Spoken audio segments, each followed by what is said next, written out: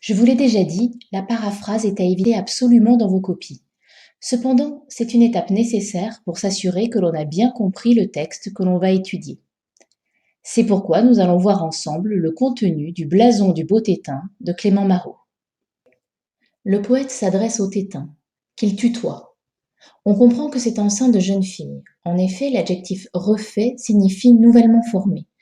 Et la rime entre œuf et neuf renvoie à cette idée de jeunesse, de nouveauté. Au vers 3, le Tétin fait honte à la rose, c'est-à-dire qu'il est d'une beauté supérieure à celle de cette fleur, considérée comme la plus belle de toutes. Et l'hyperbole du vers 4 redouble cette célébration. Les vers 5 et 6 insistent sur la fermeté de ce sein, qui témoigne à nouveau de la jeunesse de la femme décrite. L'image de la boule d'ivoire, matériau blanc et dur, est caractéristique des critères de beauté du XVIe siècle. Nous avons vu sur les tableaux que les femmes étaient représentées avec des poitrines menues et une peau très blanche. Le téton, à proprement parler, est présenté comme un fruit rouge confortablement assis sur le sein. Il y a là une sensualité non négligeable.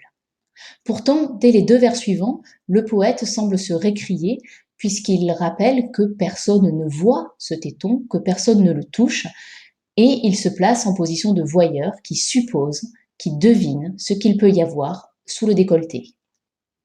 Les vers suivants reviennent sur la fermeté du sein, qui ne bouge jamais, même si la femme va et vient, qu'elle court ou qu'elle danse.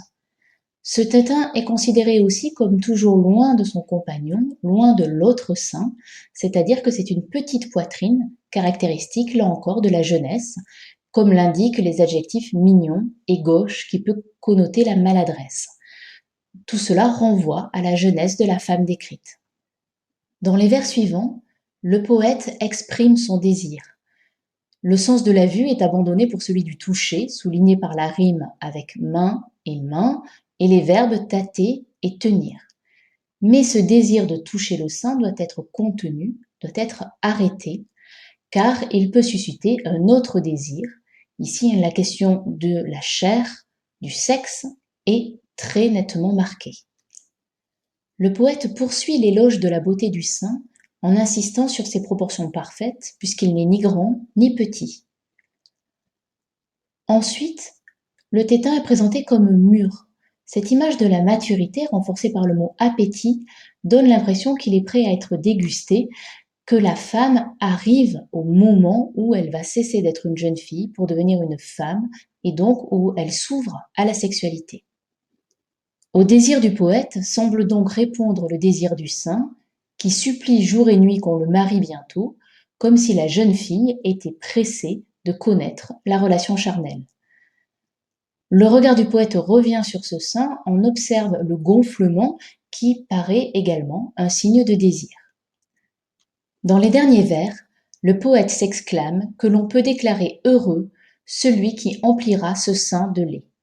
L'homme qui emplit le sein de lait est celui qui a fait un enfant avec cette femme, donc qui a fait l'amour avec elle.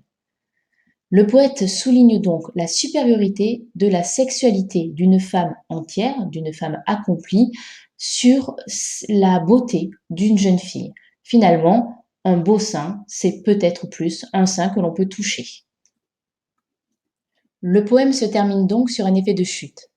Après avoir longuement décrit le sein d'une très jeune fille, il met en évidence le fait que ce sein aura d'autant plus de prix qu'il ne sera plus celui d'une jeune fille, mais celui d'une femme qui connaît l'amour charnel.